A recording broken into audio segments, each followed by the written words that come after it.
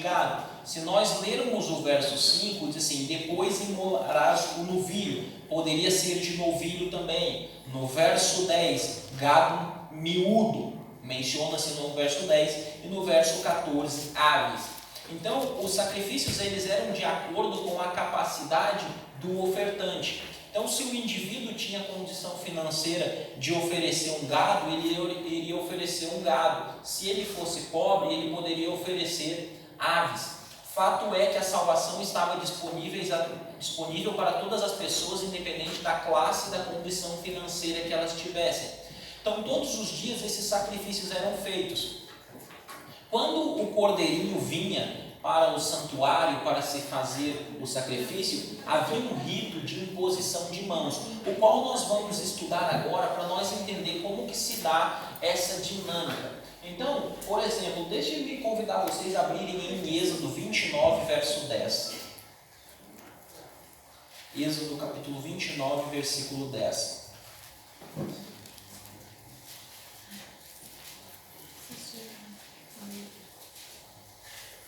Êxodo 29, verso 10. Diz assim: farás chegar o novilho diante da tenda da congregação, e Arão e seus filhos porão as mãos sobre a cabeça dele. Então, quando o novilho chegava, antes de se fazer o sacrifício, as mãos eram estendidas sobre a cabeça do novilho. Vamos ver um outro verso, Levítico capítulo 8, verso 14. Levítico 8, verso 14. Essa cerimônia é uma cerimônia muito importante para nós entendermos o que vai acontecer na sequência no dia da expiação. Levítico capítulo 8, verso 14. Diz assim: e separarás os levitas. Desculpa.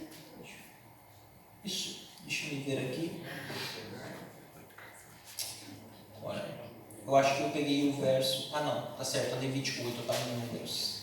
Bom, Levítico 8, verso 14. Diz assim: o sacerdote tomará do sangue da oferta pela culpa e porá sobre a ponta da orelha direita daquele que tem de purificar-se, e sobre o polegar da sua mão direita e sobre o polegar da sua mão esquerda. Bom, eu li errado, desculpa, eu inverti aqui o capítulo 8, verso 14, desculpem. Diz assim: então fará chegar o novilho da oferta pelo pecado, e Arão e seus filhos puseram as mãos sobre a cabeça do novilho da oferta pelo pecado. Então, toda vez que era trazido o novilho para a oferta pelo pecado, se colocava as mãos sobre a cabeça dele. Esse era um símbolo onde o sacerdote ou o ofertante estariam passando o pecado para o cordeiro. O pecado que agora era da congregação, o pecado que era do pecador, que era do sacerdote, é transmitido agora para o animalzinho antes do animal ser sacrificado. Bom, quando o animal era sacrificado, se manipulava o sangue do animal. E veja bem, agora simbolicamente o animalzinho está contaminado pelo pecado. Simbolicamente o sangue dele está contaminado pelo pecado. Então vejamos um verso, por exemplo, Levítico capítulo 1, verso 5. Levítico capítulo 1, verso 5.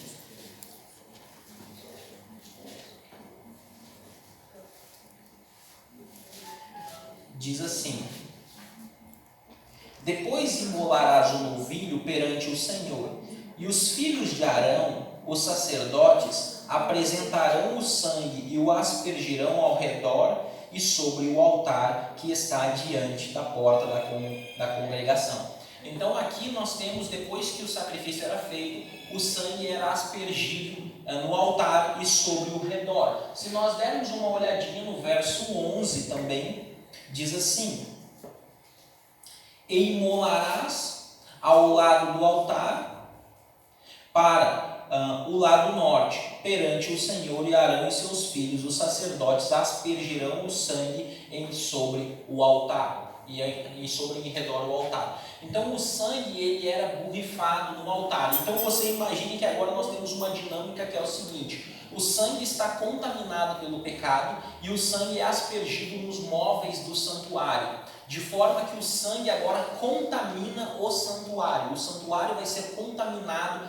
pelo sangue. Por exemplo, vamos ler aqui alguns versos que nos demonstram que o sangue contamina. Vamos dar uma olhada em Números capítulo 15. Números capítulo 15.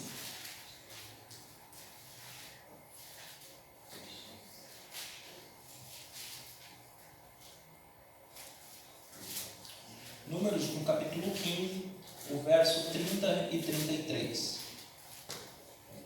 Diz assim: os que o acharam apanhem. Desculpe. Isso. Deixa eu ver aqui. 30 ao 33. Eu acho que eu peguei o verso errado de novo. É o capítulo 35. Capítulo 35, verso 30 a 30. Isso. Capítulo 35. Isso mesmo. 33 e 34. Capítulo 35. Diz assim: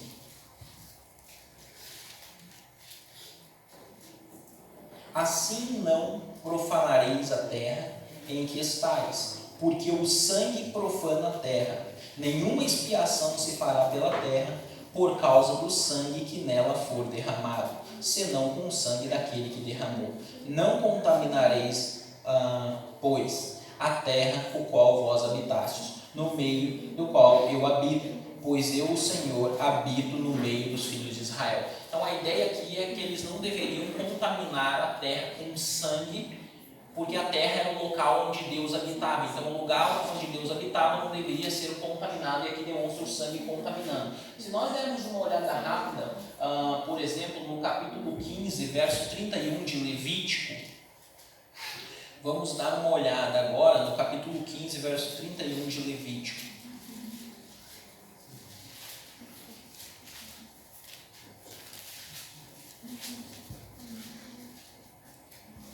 Diz assim: assim separareis os filhos de Israel das suas impurezas, para que não morram nelas, ao contaminarem o meu tabernáculo que está no meio deles. Então perceba que você tem uma dinâmica: o santuário pode ser contaminado e o sangue contamina. Então você tem um ritual diário, aonde a mão é imposta sobre o carneirinho, aonde o pecado é simbolicamente passado para o carneiro, aonde o sangue desse carneirinho vai tocar os móveis do santuário e vai contaminar o santuário. Então o santuário ele fica contaminado durante o ano, ok? Conforme vai se fazendo o processo de expiação, vai se contaminando. A expiação, a palavra expiação, caper, ela tem a ver com aproximar, reconciliar. Ou seja, a ideia dos sacrifícios da expiação é reconciliar o homem com Deus, aproximar o homem de Deus, perdoar os pecados do homem, cobrir os pecados do homem, ok? Bom, é interessante mencionar uma coisa: o livro de Levítico ele está no centro do Pentateuco. Então nós temos Gênesis e Êxodo, nós temos Levítico, depois nós temos Números e Deuteronômio. O centro do Pentateuco é Levítico capítulo 16. Isso é muito importante de nós entendermos. E o centro do livro de Levítico também é o cerimonial do dia da expiação. Então o capítulo 16 de Levítico, o qual nós vamos trabalhar hoje, ele é o centro do Pentateuco, ele é o centro dos 5 livros de Moisés, ele se encontra bem no meio do Pentateuco. Por uma coisa, questão de estrutura literária, ele foi posto dessa forma. Moisés coloca propositalmente, Deus orientando por meio do Espírito Santo Moisés, para colocar o dia da expiação neste local propositalmente, porque o dia da expiação ele é muito importante, era o dia do perdão, era o dia onde o santuário era purificado, era onde o rito anual de Israel alcançava seu clímax. Porque veja, o ato do perdão em Israel ele não acontecia exatamente no momento em que o pecador que o pecado era julgado sobre o cordeirinho.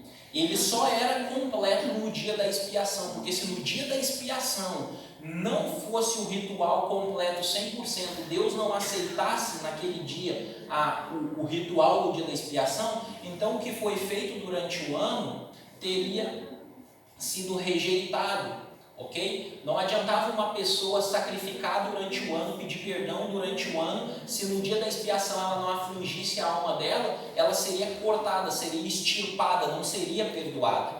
Então, a conclusão, o clímax do perdão em Israel, da salvação em Israel, é este dia aqui, onde o pecado ele é eliminado da congregação. De tal forma que eu queria convidar vocês a darem uma olhada em Levítico capítulo 23, agora nós já vamos falar propriamente do dia da expiação. Levítico capítulo 23, irmãos, nós podemos dizer que Levítico 23 ele é um calendário litúrgico. Você quer conhecer a ordem das festas de Israel, como que elas aconteciam? É só você dar uma olhada em Levítico capítulo 23, e então nós temos aqui a ordem das festas, ok? E uma das festas que nós temos aqui é a de Yom Kippur, o dia da expiação. Então vamos dar uma olhadinha aqui, eu botei o texto na tela, eu gostaria de acompanhar com vocês, que diz assim: Disse mais o Senhor a Moisés, mas aos 10 deste mês, 7º, será o dia da expiação. Então no dia 10 do 7º mês era o dia da expiação. E ele diz assim: Tereis santa convocação e afligireis a vossa alma. Trareis oferta queimada ao Senhor. Esse afligir a alma aqui é uma expressão para o jejum. Eles deveriam fazer um jejum, deveriam estar contritos. Se nós dermos uma olhada no verso 32, diz assim: Sábado de descanso solene vos será, então afligireis a vossa alma. Aos 9 do mês, de uma tarde a outra tarde, celebrareis o vosso sábado. Então o dia da expiação ele era considerado um sábado, era como se fosse um feriado, e eles desde o dia 9 eles afligiriam a alma, ou seja, eles fariam um jejum no dia 9, da tarde do dia 9 até a tarde do dia 10, era um jejum onde se ficava ali com o coração contrito, reconhecendo, pedindo perdão a Deus pelas falhas, pelos erros. E diga-se de passagem, isso é feito até hoje ainda. Se você for numa comunidade judaica, se você for numa sinagoga, no dia de Yom Kippur ainda se faz isso até hoje. No dia anterior a Yom Kippur, se começa um jejum, não se usa nada de couro é usado, só se usa tecidos. Então se fica ali durante esse período todinho, averiguando a sua vida, como que foi o seu ano, pedindo perdão pelos pecados, buscando se aproximar de Deus e então alcançar o perdão. Bom, queridos, o dia da expiação então acontecia no 7º mês, no 10º dia do 7º mês, ok? O capítulo 16 de Levítico ele tem uma estrutura que o dia que a expiação que ela é efetivada e ela é finalizada, ela está bem no meio do capítulo 16 de Levítico. Então veja, se Levítico 16 ele é o centro dos 5 livros de Moisés, a expiação que é efetivada e ela é finalizada, ela é o centro do capítulo 16. Isso é muito importante. Então, perceba que essas estruturas elas vão nos levando para o clímax do que está acontecendo. De tal forma, então, que no dia da expiação era dito o seguinte: o sacerdote deveria escolher 2 bodes, se lançava à sorte e se trazia um bode para o Senhor e outro para Azazel. Um desses bodes ia fazer expiação pelo santuário, o outro não. E aqui que mora o X da questão, aqui que mora uma problemática, pela qual muitos de nós, e na verdade nós adventistas, somos acusados frequentemente. Porque veja, maioria do mundo evangélico hoje acredita que os 2 bodes representam Jesus. Os 2 bodes efetuam salvação. Nós não acreditamos nisso. Nós acreditamos que um bode era dedicado ao Senhor e o outro bode era representante de Satanás. Então muitos nos acusam de dizer que Satanás faz expiação pelo pecado. Então eles dizem assim, para os adventistas, Satanás é um co-salvador junto com Jesus Cristo. E se de fato nós acreditássemos assim, isso seria uma heresia tremenda, dizer que Satanás perdoa pecados, que Satanás é um co-salvador junto com Cristo. Só que nós não acreditamos assim. Como que nós explicamos isso? Então agora nós entenderemos um pouco essa questão. Vamos dar uma olhada em Levítico capítulo 16, no verso 8. Alguns detalhes aqui precisam ser pegados. Nós precisamos entender alguns detalhes que existem aqui, que eles são cruciais para a resolução desse problema.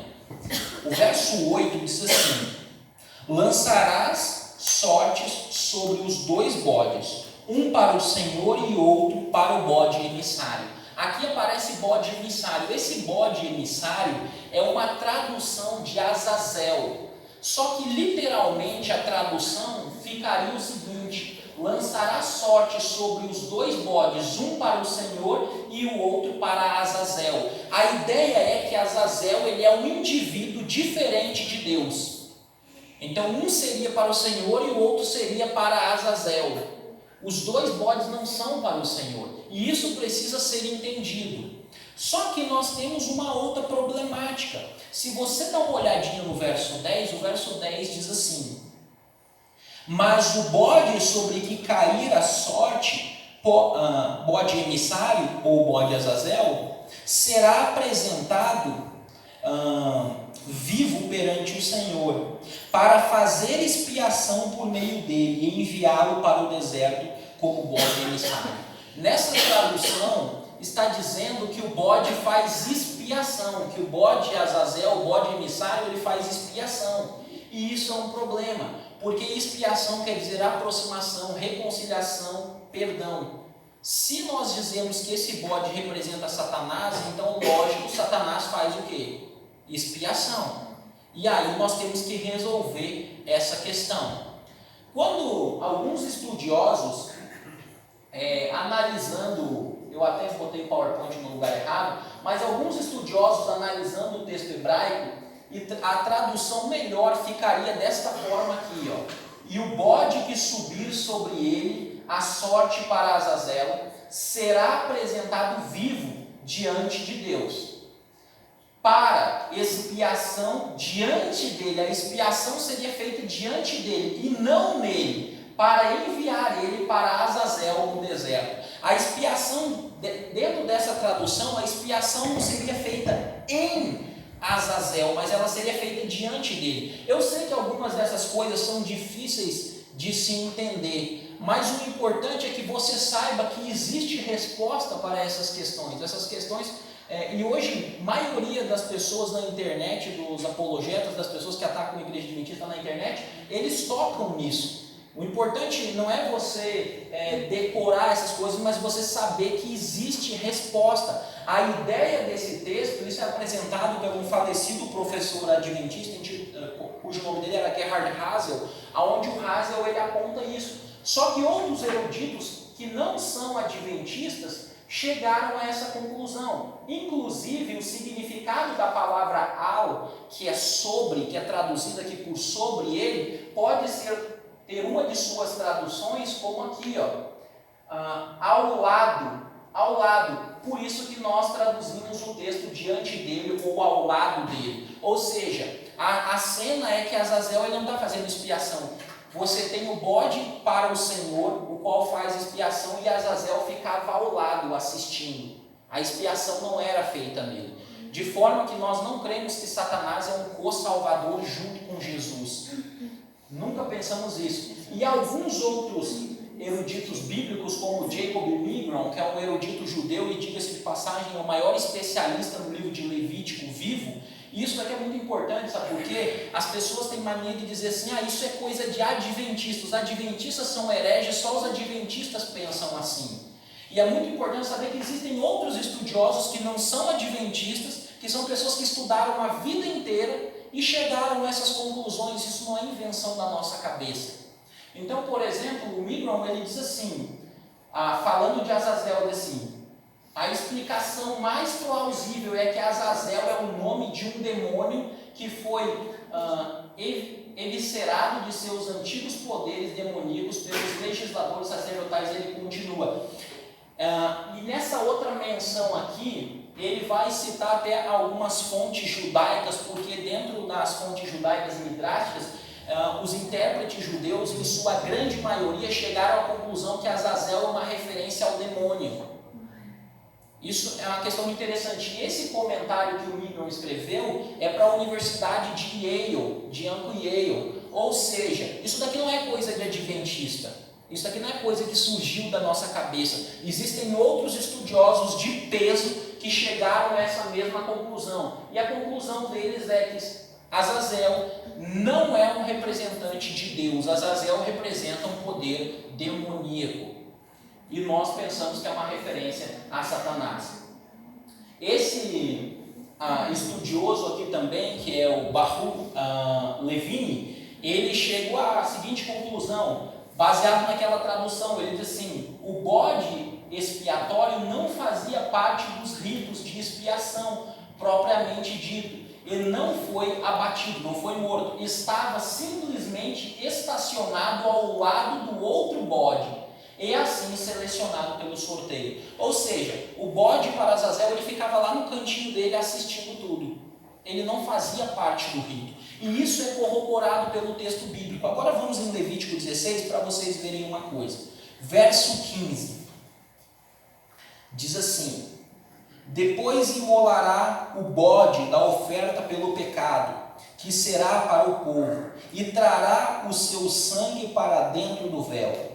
E fará com o seu sangue, como fez com o sangue do novilho, aspergê-lo-á no propiciatório também diante dele. Assim fará expiação pelo santuário por causa das impurezas dos filhos de Israel e das suas transgressões e de todos os seus pecados. Da mesma sorte fará pela tenda da congregação, que está com eles no meio das suas impurezas. Então perceba que aqui, quando o bode ele é sacrificado, o bode para o Senhor, ele faz expiação, ele purifica tanto os pecados dos filhos de Israel, quanto ele purifica o santuário.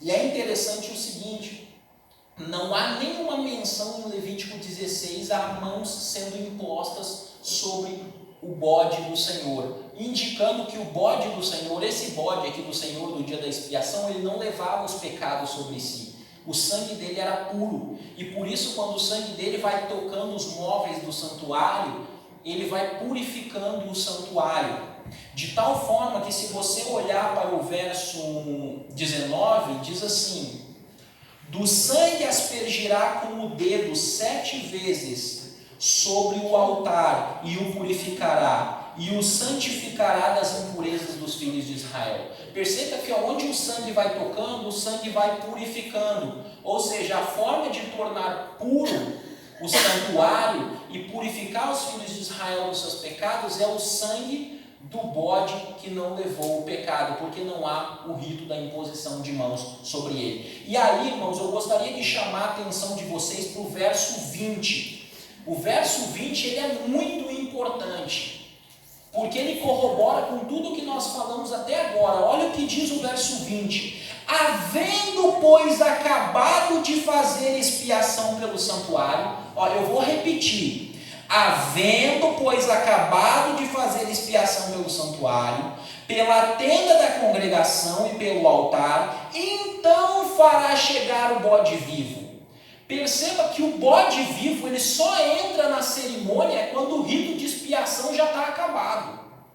Já acabou o rito de expiação, o rito de purificação já foi acabado. E é só aí que ele vai entrar em cena. Eu vou ler de novo. Havendo, pois, acabado de fazer expiação pelo santuário, pela tenda da congregação e pelo altar, então fará chegar o bode vivo. O bode vivo, ele só entra no final.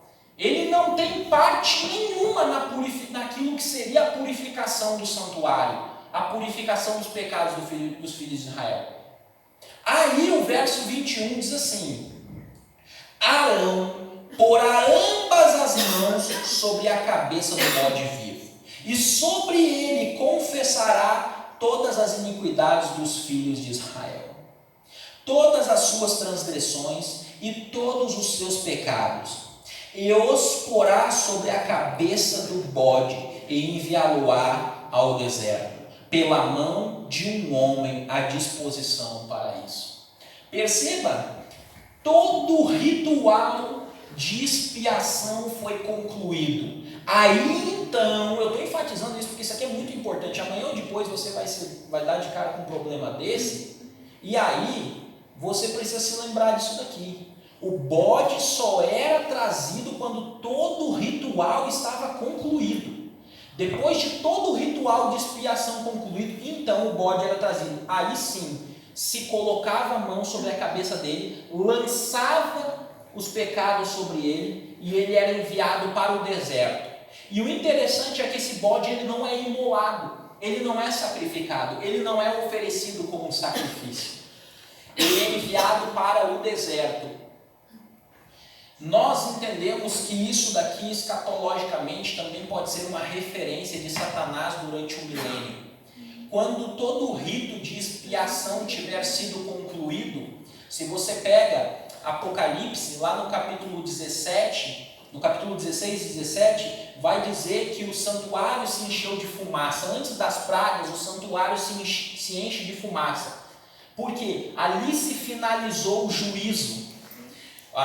Uma característica do final do juízo, do dia da expiação em Levítico, é o santuário se encher de fumaça. O sacerdote sai, o santuário se enche de fumaça. A mesma coisa acontece antes das pragas. As pragas caem quando o destino da humanidade já estiver selado. Quem está salvo, está salvo. Quem está perdido, está perdido. Então, a cena que Apocalipse coloca é que o santuário se enche de fumaça e então os anjos saem para derramar as últimas pragas. Quem está salvo, está salvo. Quem está perdido, está perdido. A sequência após isso é a volta de Jesus e o milênio, onde Satanás ficará por 1000 anos sem ter a quem tentar.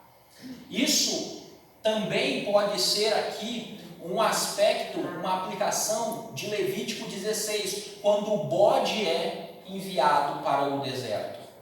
Fato é, queridos, que tirando tudo isso, e nós podemos aplicar aqui algumas coisas à nossa vida. Uma delas é que no juízo de Deus, aqueles que estão com um coração contrito, que vão até Deus e que buscam a Deus de todo o coração, encontram perdão e salvação. Entre os filhos de Israel, aqueles que no dia da expiação não tivessem com um coração contrito, não reconhecessem seus pecados e não buscassem a Deus, eles não receberiam o perdão e seriam exterminados. Nós estamos vivendo em tempos de juízo. Nós vamos ver no nosso próximo domingo quando que começou o juízo e esse processo de juízo, o juízo escatológico, o juízo do final dos tempos, o qual precede a volta do nosso Senhor Jesus Cristo, vem antes da volta do nosso Senhor Jesus Cristo. Fato é que hoje todos nós podemos chegar diante de Deus com um coração contrito, pedir perdão pelos nossos pecados e pelas nossas falhas, porque nós temos um Cordeiro que morreu por nós para nos salvar.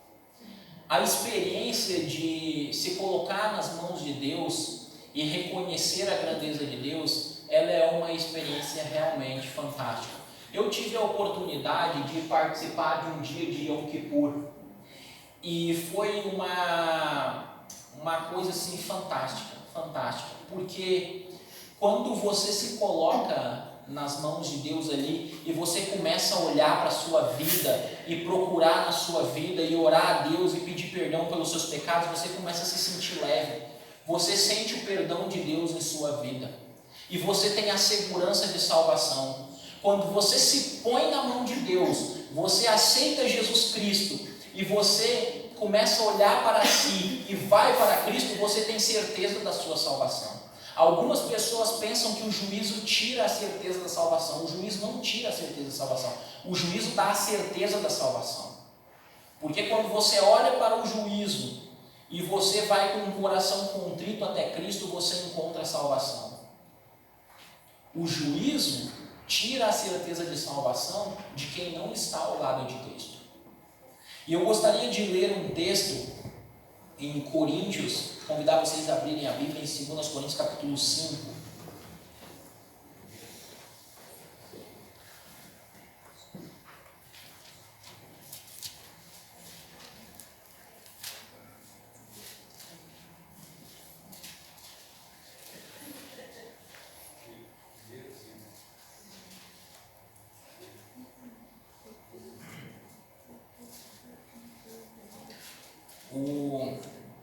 Eu falei para vocês que o sentido da palavra expiação é aproximação, reconciliação, perdão. E Paulo, aqui em 2 Coríntios, no capítulo 5, do verso 18 em diante, diz assim: ora, tudo provém de Deus, que nos reconciliou consigo mesmo por meio de Cristo e nos deu o ministério da reconciliação. A saber que Deus estava em Cristo reconciliando consigo o mundo, não imputando aos homens as suas transgressões, e nos confiou a palavra da reconciliação, de sorte que somos embaixadores em nome de Jesus Cristo, como se Deus exortasse por nosso intermédio. Em nome de Cristo, pois rogamos que vos reconcilie com Deus. Aquele que não conheceu o pecado, ele o fez pecado por nós, para que nele fôssemos feitos justiça de Deus. Amém, irmãos? Amém. Paulo diz que Deus estava em Cristo reconciliando consigo mesmo o mundo.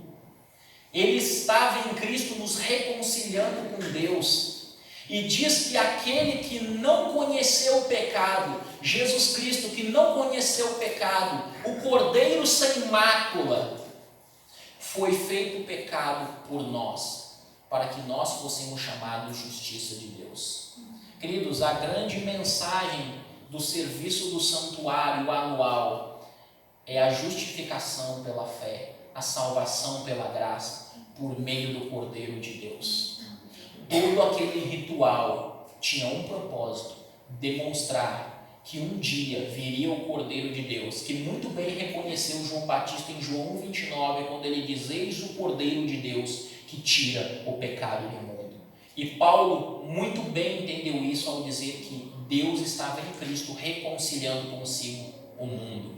Cristo era o cumprimento de todo aquele cerimonial. E o juízo está aí, e nós temos a oportunidade de, por meio de Cristo, ter a salvação, porque como diz Paulo em Romanos capítulo 8, verso 1, para aqueles que estão em Cristo não há condenação. Amém? A Letícia vai cantar um hino agora. Eu gostaria de convidar vocês a ficarem em pé e meditar na letra deste hino.